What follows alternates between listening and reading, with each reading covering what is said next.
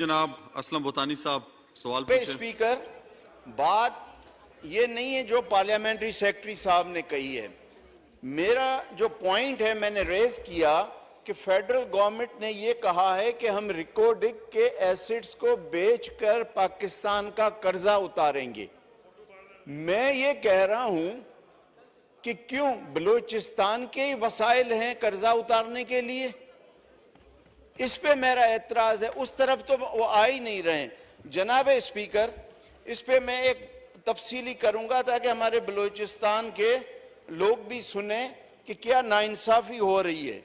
ये किसी खास पर्टिकुलर सरकार को या हुकूमत को मैं मरूज इल्ज़ाम नहीं ठहरा रहा हूँ। ये एक जनरल जो पॉलिसी है नेशनल लेवल पे, उससे हमें इख्तिलाफ है।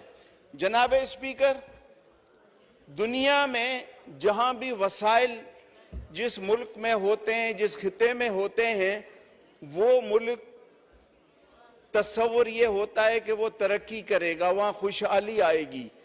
लेकिन बलूचिस्तान की बदकिस्मती ये है कि हमारे ही वसाइल हमारी मुसीबतों और हमारे मसाइल का सबब बन रहे हैं।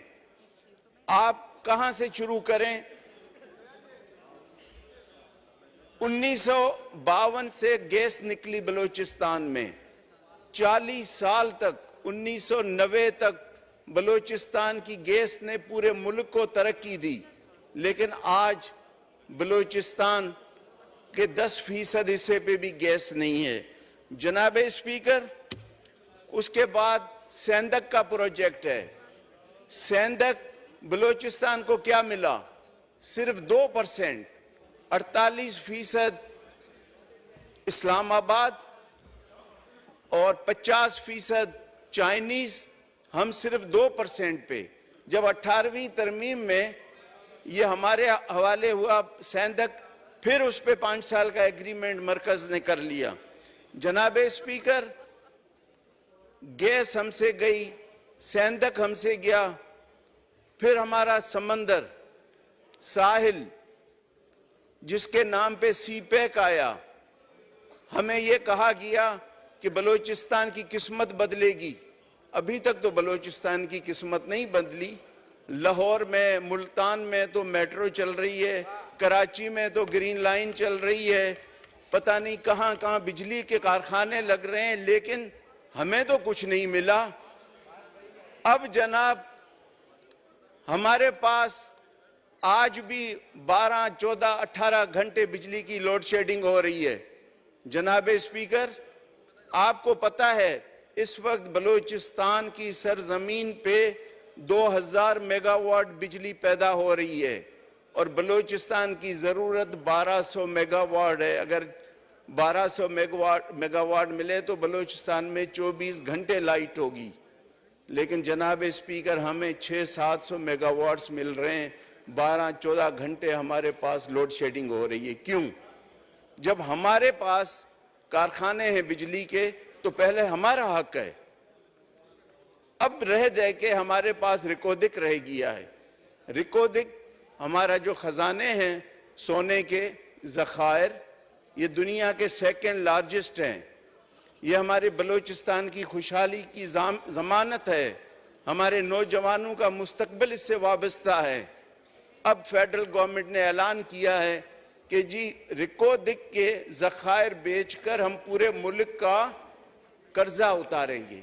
जनाब, जिस तरह हमें बलूचिस्तान अजीज़ है, इसी तरह पाकिस्तान भी अजीज़ है। हाँ, अगर कर्जे लिए हैं तो बैठ के हिसाब करें कि जो बैनुल-अक़वामी कर्जे लिए गए हैं मुख्तलिफ अदवार में, चाहे वो पीपल्स पार्टी की गवर्नमेंट हो, मुशर्रफ की गवर्नमेंट हो, नवाज शरीफ साहब की गवर्नमेंट हो या मौजूदा गवर्नमेंट, कितना हिस्सा बलूचिस्तान पे खर्च किया है? हाँ, उतना हिस्सा हमसे भले ले लें, लेकिन ये क्या बात है कि खर्चा तो पूरे पाकिस्तान में किया और भरने के लिए रिकोदिक ही रह गया है। जनाब स्पीकर, ये अब नहीं होगा। अब इस तरह की बातें नहीं चलेंगी। बहुत बलूचिस्तान ने बर्दाश्त किया, अब मोहब्बतें बखेरनी है, बहुत नफरतें दे चुके। अब बलूचिस्तान का खास करके नौजवान यूथ इस किस्म की नाइंसाफियां बर्दाश्त नहीं करेगा।